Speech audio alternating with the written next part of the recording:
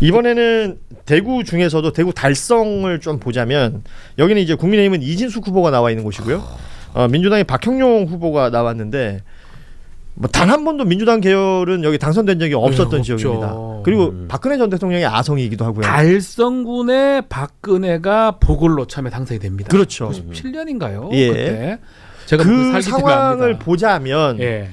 지금 나오는 여론조사 보면은 격차가 굉장히 좁혀져 있어가지고요. 오차 범위 내예요. 예. 그러니까 이런 것들은 뭔가 시사하는 바가 있을 것 같습니다. 처음 봐요. 처음 본다. 90% 된다고 하는 곳이에요. 추경호 지역구잖아요. 90%가 되는 쪽입니다. 예. 여기야말로 깃발 꽂으면 된다고 하죠. 대구 뭐 아무나 여기 있어 아무나 나가도 돼요. 국민의힘이나 카모 얼굴 속이고 빨간 옷 입고 나가면 다 돼요.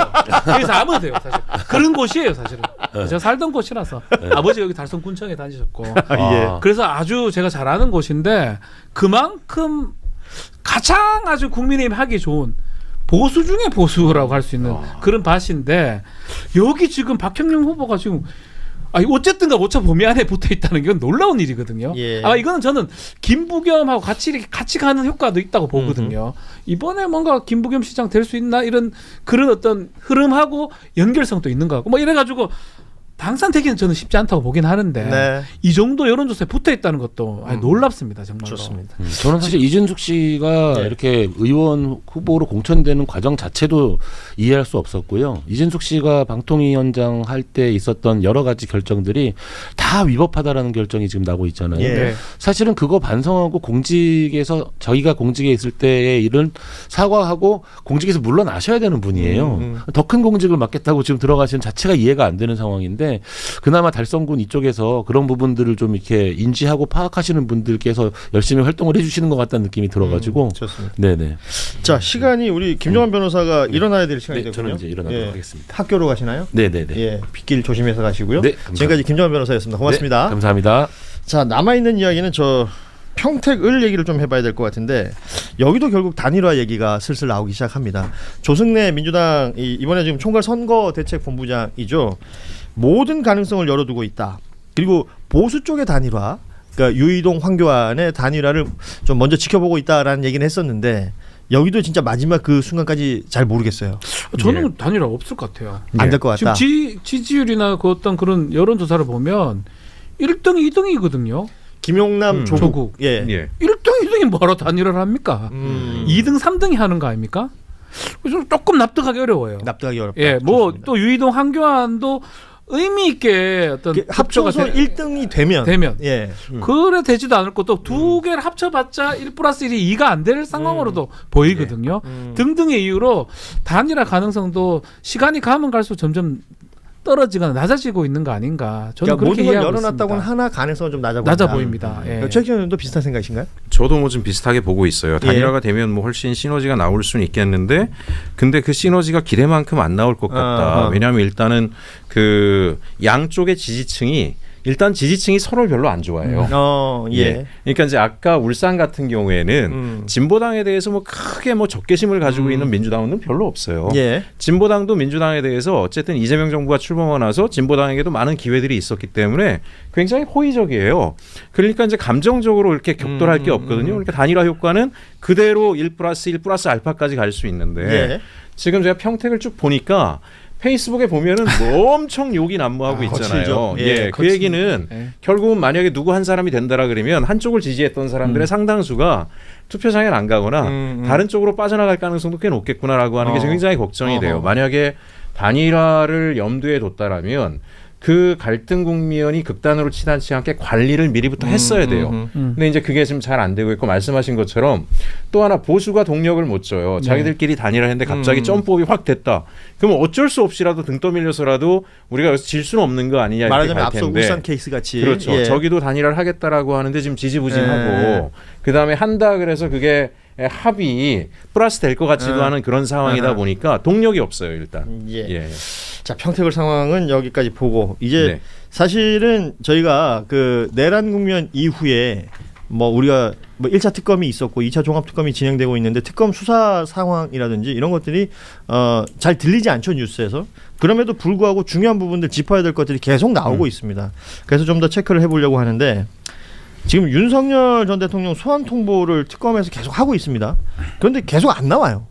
뭐 여러 혐의들이 있습니다만 계엄하고 이제 우방국의 계엄 정당성을 알리는 무슨 메시지를 내려고 했다.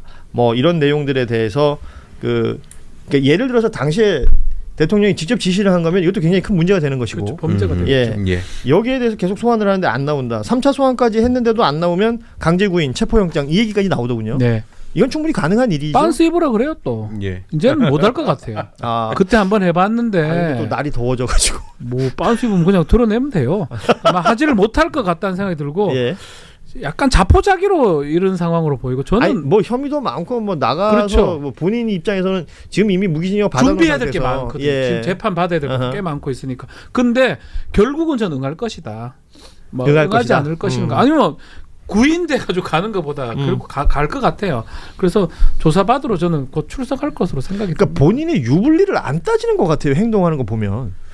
글쎄요, 유불리를 따지는 걸 수도 있어요. 그러니까 일말의 기대, 지방선거에서 조금이라도 국민의힘이 약진하는 모양새 영남권에서라도 그 안에서 지금 선거 보고 있다. 예, 그걸 통해서 전반적으로 자기를 지지해주는 지지층이 일정하게 건재하다라는 걸 드러내면 이른바 윤어게인. 그렇죠. 그게 자기한테 유리한 국면을 만들어줄 수도 있겠다라고 생각할 수도 있습니다. 최대한 시간을 끌면서 버티기를 한번 해봐야 되겠다라고 하는데 그럴 기회들 또 한 가지 이제 지금 관심이 전부 다 선거가 있고 하다 보니까 예. 이쪽을 많이 국민들이 못 보고 있잖아요. 그런 것들도 이제 활용을 하고 있는 것 같고요. 다만 이제 아까 얘기하신 것처럼 강제 집행해도 되는 게 이분이 이제 체중이 많이 줄었더라고요. 그러니까 이제 우리가 옛날보다는 드러내기가 결국 하면 돼요. 좀 지만 상대적으로 창피한 거예요. 자기만 창피한 거죠. 저는 부인하는 분들이 허리 다칠까봐 걱정을 했는데 아니면 그 들것 같은 거 있어요. 막 예, 그 물건 하는 거 있잖아요. 도로 끄는 거. 그거 올려놓고 끌면 돼요. 뭐 끌차. 걱정할 거 없습니다. 아무것도 아니에요. 박준 변호사 참 느끼지만. 저는 진작부터 그냥 뭐 멧돼지나 그런 거 동물들 하듯이 해라 했지 않습니까? 참 아이디어가 다양한 분이네요. 예. 좋습니다. 못 가서 끌고 오진 않으면 돼요. 근데 저 특검 관련된 얘기를 쭉 보다가 홍정원 전 국정원 1차장 이름이 등장했는데 피의자 입건이라는 표현이 등장을 했습니다. 우리가 알고 있는 홍장원 차장의 이미지는 내부 고발자. 그러니까 이게 그 내용하고 이게 연결이 되는 건가 이 생각이 들었어요. 이게 저는 이런 생각이 들더라고요. 좀 어색하긴 하고 또 홍장원 차장이 아니었으면 이 내란 국면 그렇죠. 밝혀지지 못했을 부분도 그런 있죠. 부분도 많이 했을 거고 탄핵까지 갔을까 뭐 이런 여러 가지 생각이 있는데 한편으로는 1차 특검이 끝나고 이제 2차 특검으로 오면서 1차 특검에서 이 못 밝혀낸 거를 사실 더 밝혀낸 게 쉽지가 않은 것 같아요. 국민들이 바라는 건 사실은 왜 저 사람 처벌 안 됐지? 그런 사람 찾아내기를 바랬던 건데 그러다 보니까 특검도 활동은 해야 되고 또 그 중에 이제 확인해야 되고 있는데 그 확인하다 보니까 요거 범죄 아닐까? 확인이 된 것 같거든요. 글쎄 저는 조금 납득은 안 되는데 글쎄 뭐 입건됐다는 거는 이제 홍정원 1차장 산하에 해외 담당 부서가 있는데 당시 이제 조태용 국정원장의 지시에 따라서 홍장원 차장 그 계열에 있는 부서에서 대외 설명 자료를 만들었던 건 아니냐. 이게 외교부뿐만 아니라 국정원까지 여기 동원이 됐다면 이게 다 연결되는 것이고 거기에 그러니까 간부였던 거 아닙니까? 중간 단계 그렇죠. 결재권자였어요. 그러니까 이 얘기까지 지금 나오고 있는 것 같은데 홍장원 차장은 그 연합뉴스 TV인가요? 그쪽을 통해서 본인은 이 내용 모른다라는 얘기를 하고 있긴 합니다. 라서 이건 또 특검 수사 상황을 또 볼 필요가 있을 것 같습니다. 예, 수사를 이제 들여다봐야 되겠지만 저는 이제 국민 여러분께 이런 말씀 좀 드리고 싶어요. 저는 그 공직에 있으면서 내부 고발자나 이런 사람들의 제보들을 좀 많이 받고 그거로 공직 비리도 많이 이제 찾아내기도 했는데 내부 고발자가 처음부터 안티였던 분들이 아니에요. 대부분 다. 그렇죠. 이게 이제 공직 사회는 위계 사회이기 때문에 홍장원 처장님은 지금 이제 자기는 전혀 처음부터 몰랐다라고 얘기하니까 이것도 봐야 되겠지만 설사 알았더라도 처음에 이제 군이나 이런 위계 조직 국정원 같은 데서 일하면 너 이거 해라고 하면 알겠습니다 하고 나가야 돼요. 근데 나가서 자기가 이렇게 보니까 이게 나쁜 일이에요. 그러면 자기가 판단해서 내부 고발을 하거든요. 진행 과정에도.